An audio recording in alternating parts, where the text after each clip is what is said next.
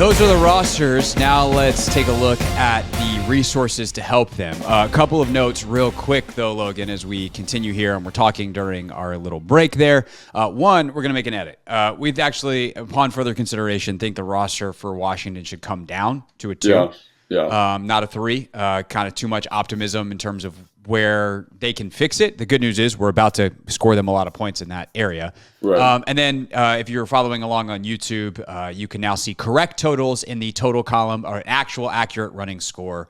Shout out to my friend Hannah for helping me with the proper Excel sheet formulas. Okay, cap space. Washington, 5 points. They have the most in the NFL. They have $78 million, and by the way, these numbers courtesy of Over the Cap. This is their cap space number. There's also a kind of practical cap space number that they have. When you talk about draft picks and signing them and some other, like they have like a set amount of roster moves that kind of create more realistic, but everyone talks about cap space using this number, so we're going to use the 78 number. And really, it's 78 plus, because as we mentioned during the roster discussion, if you want to cut Logan Thomas, if you want to cut Charles Leno or restructure those guys or some others, you can create more cap space and get up to maybe close to $100 million if you want. Right. And I think, honestly, we should just read through these because I think it's just a financial thing, right, at this point. Yeah, like, it's just totally. like, let's just bang these out because I think, I think the cap space is excellent. One of the reasons the roster is so poor is because there's so many free agents, so they're going to have to spend a lot of this money to get those guys re-signed and get pieces in here. But it is an exciting as a draw for a coach. Gosh, totally. like having that draft pick, having the cap space, huge deal. So 100%, and we'll do draft capital in a moment. Seattle has just 1.2 million, so practically speaking, they have negative cap space. That is a 1. In my book on that. Tennessee has like $71 million in cap space. It would have helped if I had done my prep sheet in the same order as we did this column. So 71 million. That's either a 4.5 or a 5. I was going to say that's a 5. That's a lot of money. You can do a lot of stuff there. So 5. All right, New England also has 71, so that's a 5 for I did not them. realize they had so much money there. Jeez. They do. The Chargers have negative 35 million. That is a 0. That is the David Tepper ownership of cap space. Atlanta has 33 million. So I'm going to say that's like a 3? 2 or 3, yeah. 2 or 3? Yeah, 3. Let's go 2.5. Yeah, because you can get somebody in the offseason, Yeah, you can make one big one or a couple of little ones. Las Vegas has $49 million in cap space. Look at you, Las Vegas. That's a 3. 3.5, 3? Just plain 3? 3. Okay. Yeah. And then last but not least, the Carolina Panthers have $34 million in cap space. That is a dagger for them. And they've got to re-sign Brian Burns. Jimmy, 2.5. That's a tough deal for them. That is not good. Gracious. All right. That brings us to draft capital. Washington, they have 3 top 40 picks. They have 5 top 100 picks, including the 100th pick, which is the traded pick for Chase Young. They actually have 6 top 103 picks because they're at the top of the 4th round as well. That's about as good as you can ask for. I mean, it's not. I actually think this is they have number 2 overall pick, 3 top 40, 6 top 103. Yeah, so I think it's not like the Philadelphia Eagles last 2 years where they had like 2 first-round picks. And, that's true. It's not that good, but it's pretty gosh darn good. 4.5. Yeah, that's the range we're talking about. So I think pick one. Whatever you're feeling. I'd say 4.5. Yeah, 4.5. Yeah, the number 2 pick in a super quarterback rich draft. I think that's pretty darn good. All right, the Seattle Seahawks. They are somewhere on this sheet. They have pick 16, but they have no second rounder. They have 2 thirds, pick 78 and 81.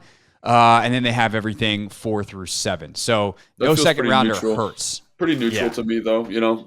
Like it's not great. It's not bad. It's not like the LA was a couple years ago. I think that's pretty stock.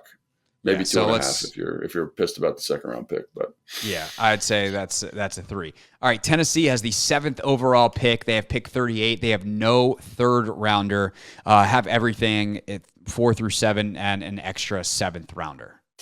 I'd say that's Again, no second rounder is kind of a big deal. Maybe 2, 3.5. They do have a second rounder. Oh, no third. So maybe 4. Maybe I don't know. It doesn't feel right. I think 3.5. 3.5. Three and a half. When you got the 7th pick and the 38th pick, that's pretty good. All right, New England. They obviously have pick number 3 in this draft. They also they're basically straight through. They've got 3, 34, 68, 103, 135, 181. 1 pick per round, 7 draft picks.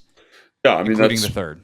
Pretty standard. I think that's good. Obviously, I think that's because the other thing too is the way the second or the rounds down work. Those tiebreakers rotate, so they actually have the second pick of the second round, which is excellent for them. So 4. Yeah, I think that's probably right. All right, the Los Angeles Chargers. They have the 5th overall pick, 37. Wow. They've got their pick straight through, including a bonus 7th rounder. I think that's also pretty good. I think that's a 4. Yeah. As well. All right. Atlanta. They, as we mentioned a little bit earlier, have the 8th overall pick for the 3rd straight year. They have an extra 3rd rounder and no 7th rounder. Honestly, for their personnel department, that's a win. You get to be done after the 6th round. Let's go have our press conference. Yeah, that's exactly right. I'd say that feels like Tennessee a little bit, right? It kind of the same areas, right? 3.5. Got that extra 3rd rounder, which is really nice. All right, Las Vegas, as we were talking about a little bit earlier, they have the 13th pick. They've got 3 7ths. Everything else is 1 pick per round, kind of in the middle of each round. What was the 13th overall? Yeah. 3-ish, 3.5 maybe. 3, yeah, I'd say 3. Because again, 16's tough to kind of navigate there. 13. 13, sorry. But you don't have that extra second or that extra 3rd that has bumped some of these teams up. And then Carolina, no 1st rounder, but they're at the top of basically every other round. They also have no 7th rounder, whatever that's worth. That hurts them a lot, I think, not having that 1st rounder. Like when you're looking for like another game-changing piece offensively, it could have been the 1st round pick again this year. Imagine if they would have had the 1st round pick this year. They could have traded out that spot. They could have had that and DJ Moore. Yeah, would have been pretty wild. So a lot better. I think like 2.5. At the end of the day, they still do have the 33rd pick. Yeah, I mean, which is again, but for a team that is in their situation, that's maybe a tough. 2. That hurts them a lot. I'd say 2. Like how much? I guess I just don't want to over penalize them because they traded away. Like the penalty is the trade away, but like what do they actually still have? Right? Yeah, 2. 2.5. 2.5. You're right. Let's not go crazy, Paulson. 2.5. All right. Yeah. You're notoriously the harsh one. All right. Last but not least, this is kind of an objective category here. But I'm going to call this one organizational atmosphere. So what other factors go into considering for this job? So for Washington, for instance, you have this fan base that showed it is incredibly excited if you can show any modicum of competence. Yeah. They're really optimistic. They're really hopeful. You have a new owner who's, I mean, obviously we talked about the ownership already, but to me, like the atmosphere stuff around Washington is high on that front, but also the facilities are not very good. You have to play at FedEx Field, not very good. So I don't think it's a 5, but at the same time, you're probably going to get to help shape the new practice facility. So maybe that is exciting. Maybe more on the front office than the head coaching side. I don't know. So it can kind of, again, be objective, whatever it is. You're also replacing a guy that wasn't super well liked amongst the fan base as a football coach. It's not like what we're going to talk about with New England where you have to replace a legend, or Tennessee where you're replacing a guy that was beloved in Vrabel. So I tend to think this is like 3.5. Maybe I'd actually probably put 4 for Washington for this category. The only reason I would say 4 is because I do think the expectations are low and the reward is very, very high. It kind of reminds me of like Dan Campbell in Detroit a little bit. Like that's kind of what you're dealing with. It's like if you win some games, like you're going to be a god. And I think there's an opportunity to do that here. And the fan base is spectacular when this team is winning. Like I think back to 2012 and like that's what you're dealing with here in a big market, in a big city. It's pretty good. And you mentioned the facilities are the only thing kind of keeping it from being a 5. And I don't think that's like a huge negative necessarily, but I think it's the other stuff, the fans, the culture, the community. If that thing gets going, you're feeling pretty good. So yeah, I mean, it is a tough media environment. As opposed to Seattle, which is like they've got great, sports talk radio and everything up there in Seattle. It's not like it's a small city. Seattle's like, I think, the 10th biggest city in the country. But the atmosphere is a little bit different. West Coast, more laid back. Your facilities are immaculate. You are having to follow Pete Carroll, but Carroll will be around and in the building and theoretically, and hopefully will give you a sign off. And this is one where it matters who you are too, right? If Dan Quinn takes this job, following Pete Carroll is not nearly as big of a deal. Like you were a part of the magic. Right. If you are some random young offensive guy coming, if you're Ben Johnson coming in this job, who's the new guy? Who's the out of towner? That's a great point. And I think the combination of the facilities, the recency of winning, I feel like this is a really good atmosphere to be in. Yeah, I would say 4.5. 4.5, I would say. I'd give it a slight edge because you also have like one of the best stadiums, crowds in the league. And the facilities and everything's there. I think that's a pretty good atmosphere. So, all right. Tennessee. The fans, like Titans fans care. No one cares about the Titans outside of Tennessee. Right. I don't know how their facilities are. Probably pretty middle of the road. You do have to follow Vrabel. I don't know how easy of a job that is. He was kind of the perfect guy for that job in a lot of ways. Feels like a 3 to me. Yeah. Everything about Tennessee feels incredibly middle of the road. Sorry, Titans. All right, New England. So this is a weird one. It is a weird one. Like, my family's from Boston, and like you will not get a more supportive city of your organization and your team, right? Yes. They're also insanely critical of your team, right? And especially following someone like Bill Belichick, I think the atmosphere is going to be off the charts. I think if you want to like create an environment where you're just like the dude, like they're going to love you up there if you win some football games, but they're also going to let you know if you're not doing well, much like here, right? I think I would say it's that might be a better. Would you agree, Craig, that that's a better atmosphere than Washington when it's going well? I mean, it's close. It's like it gets crazy. When it's going well, but I think because of the recency of success, the patience level is lower. Yeah. I think one of the best things Belichick did for the new person is be absolutely terrible the last 3 years. Like, you're not replacing Belichick after he and Brady win that last Super Bowl. You're replacing the recent Belichick who hasn't drafted a Pro Bowler in 10 years. Yeah. Not a Pro Bowler. You haven't drafted a guy who got to a second contract in 10 years. Right. And I think, you're following Belichick, so I don't think it's as good as here in Washington, but I think it's like that city will love you. Yeah. Maybe 3.5? I'll give you 3.5. I would say the one guy who kind of gets an exception there, a la Quinn in Seattle, is obviously Vrabel. All right, yeah. Los Angeles. It's a 5. You get to play it. Yeah, for sure.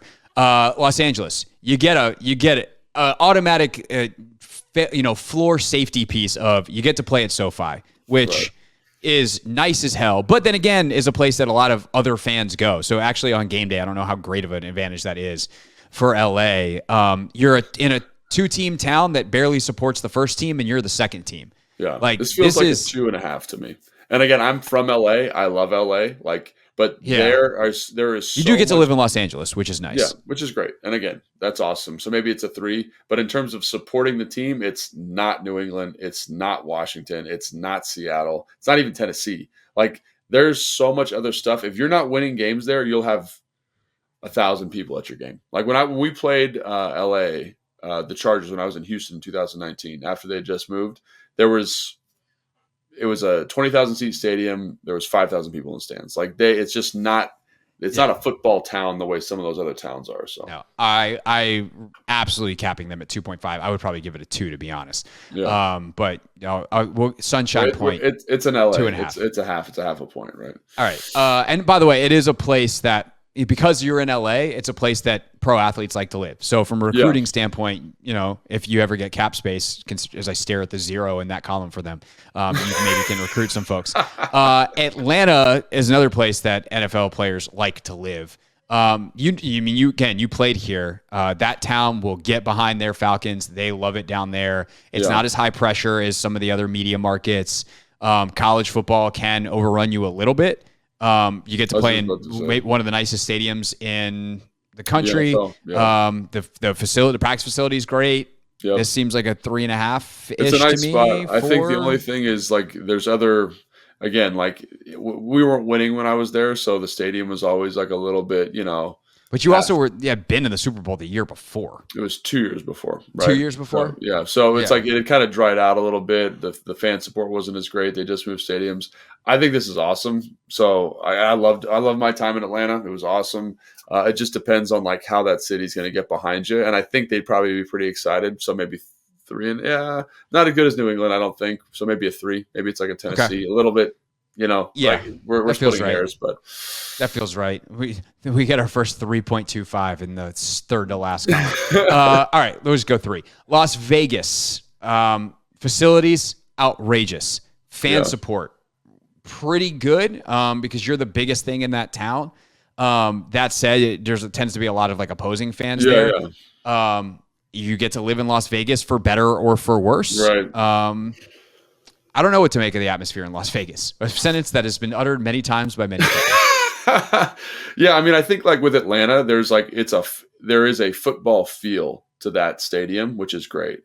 In Las Vegas, it's like a party, and so it's like how much support are you getting there? It's a great market for like selling out stadiums and making money, but it's not Tennessee in that you've got like this diehard fan base that's coming to the game every week. It's not like New England or Washington where the whole area is supporting you. It's like it's a little bit more multicultural, feels a little bit like kind of LA potentially, but you are the only thing in town. So there's that. Yeah. Are you the biggest thing in town? They do love their Las Vegas Aces, as I can confirm. Biggest thing in town. 3? 2.5, 3? I think 3. I think 3. It's different than Atlanta, but facilities really help for sure. And the fact that, there's, I think, a lot of upper mobility in terms, like because Vegas is an event town. And to an extent, like DC is a little bit this way. Obviously there's a deeper connection with the football team, but the Capitals and the Wizards experience this, I think, in a major way. But Vegas is an event town. If they're good, that place is going to be awesome. If they're not, like people aren't going to be super mad about it. Right. All right. Last but not least, Carolina. You know better than me. Look, people love the Panthers in the Carolinas. And you get kind of that big area of there are a lot of people in South Carolina. There are a lot of people in North Carolina who really do love it. But that's an angry fan base because the end of Rivera's tenure wasn't good. It's been a total disaster since Tepper took over in basically every conceivable way.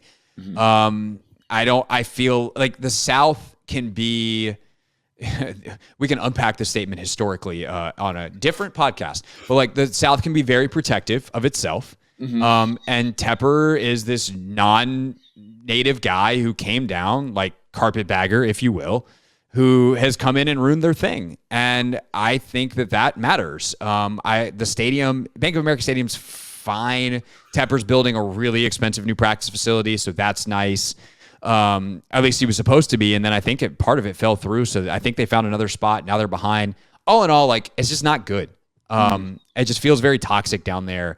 And now, can they turn it around and win? And winning fixes things? Yes. Tepper's invested, but I can't give this any more than a 2 if we even want to go that high. No, that's kind of what it feels like, and you know that atmosphere better than me, that environment better than me. But for those that don't know, by the way, I grew up down there and grew up going to games at that stadium way back when. So I'd say Jake Delhomme days. What's up? It does feel worse than LA, even though LA is not great. Like they don't, you can't. There's a toxicity to Carolina right now that's different than Los Angeles. I agree. So that's 2. Yep, 2. All right. So now, as long as the formula worked, which I'm pretty sure it did, we have our rankings. The number one job. Yeah, for sure. It almost makes you want to go back and reconsider some stuff, but like it also is a bit of a reality check. The number one job by actually a decent little margin, considering the rubric here, out of a possible total 30 points, the Washington Commanders at 24. The second best job is the New England Patriots at 21.5. Yeah. Cap space winds up being a big factor here. The third best job, tie, Atlanta and Tennessee. Yeah, I mean, I would have thought Tennessee would have been way lower, but I think that feels right. And it's funny when you think about it, the cap space, the draft capital, I think the roster in Atlanta is a big bump for them because of where they're at. But Yeah, this to me, this is how I view these. Not necessarily how I view the job, but I think understanding New England's cap space, understanding the depth of roster in Atlanta was a big deal. And Tennessee, I think the cap space and draft capital there was something that I undervalued. So if I'm a coach and I'm going into those positions, I'm like, this looks a little bit more appealing than, when we started this conversation, I guess. For sure. Tied in whatever's next is Las Vegas at 17.5 and Seattle at 17.5. Yeah. That Seattle's the one that's surprising to me, but it also, I think people just kind of put the ownership on the back burner and forget about how tumultuous that could be. Yeah. And that is a good reminder to and again, it's something where if Jody Allen is like, look, I know I eventually have to sell this thing, but it's mine for at least the next decade, and that becomes a 4, then that changes the equation dramatically. Because we think she's done a good job. I think she's done a good job. That whole, her brother did a good job. So I think, to me, again, the reason we gave it a 2 is because of the uncertainty of kind of the trust and what's going on with that group. Yeah. But again, if she's around for 10 years, 15 years, and she says that to the next candidate, that looks drastically different. And I would say the one category that I thought about including that we didn't was front office. And I didn't include it because it's too in flux for too many of these jobs. Right. But if you were to factor that in and you get to go work with John Schneider, Seattle shoots up. Right. So I will admit that is a possible flaw in our rankings, as opposed to a place like Washington, where how do you rank someone who's not been hired yet? Correct. And obviously a lot of these jobs are in similar situations. Or what do you think of Terry Fontenot? That could be in Atlanta, the GM. Is that a positive or a negative? It could depend on the candidate. How do they work together, et cetera, et cetera. So Seattle tied with Vegas. The next team, second from bottom, is Los Angeles. Not really surprising for me, but I think probably surprising to a lot of people who just look at Herbert and have blinders on everything else. Right. No, I think that's exactly right. I think again, the cap space there is huge for them. It's huge. Because that team is what it is now. The only way you're building is through the draft, and it feels like you have a Ferrari that's in a dumpster or something. You know what I'm saying? It's you have this great quarterback that can elevate a roster, but there's, like you said, they're going to have to probably move on from some of those big pieces, those big playmakers, and looking at the cap space situation, looking at the composition of the roster, you're kind of like, wow, this is way different than I thought again, this has been really illuminating to me, because it's you literally go through category by category, and it's wow, I thought that LA job would be way higher, but at the end of it, it's you see it kind of for what it is, which I think is kind of cool. So, and last but not least, this one was not illuminating. The Carolina Panthers are the worst job on the market. So Logan, when people say, or when we've been saying, hey, Washington is the best job on the market, now we have data to back it up. No, and I think the other thing here too is let's say, for example, you wanted to change the quarterback to a 2 for Washington, just as an example. That's still the best job, right? Yeah. Because of the other factors surrounding the organization. And it looks like we weighed draft capital there a little bit heavy, but I think draft capital is a valuable piece for a coach making a decision. So I think I'm really glad we did that. Actually, I feel I look at this whole thing a little bit differently, which is kind of fun. So. Yeah, no, for sure. All right. Next time on the podcast, it sounds like, even as we were recording this, it seems like Washington is down to some final candidates. Adam Peters, Ian Cunningham seem to, from what I was trying to read in between us talking there. They're amongst others, it sounds like, from what, what's his name said. What's his name? Rappaport. Thank you. Yes. NFL Network. Yeah, but they are moving towards final interviews quickly. So very possible next week when we do our podcast that we will be talking about a new lead executive for the Washington Commanders. So make sure you tune in. Then this week was a weird transitional week, but next week we are planning on being on our new offseason schedule, pods twice weekly. Probably record them on Monday and Wednesday, which means we can either put them out Monday and Wednesday evening or Tuesday and Thursday morning. TBD on that, but make sure you subscribe, and then when it shows up, it shows up. But we'll whatever it is, it will be consistent, so you can make sure that you get in a nice routine on your commutes or whenever it is that you listen to our show. Thanks so much for listening or for watching on YouTube, and we'll see you next time. For Logan, I'm Craig. See ya.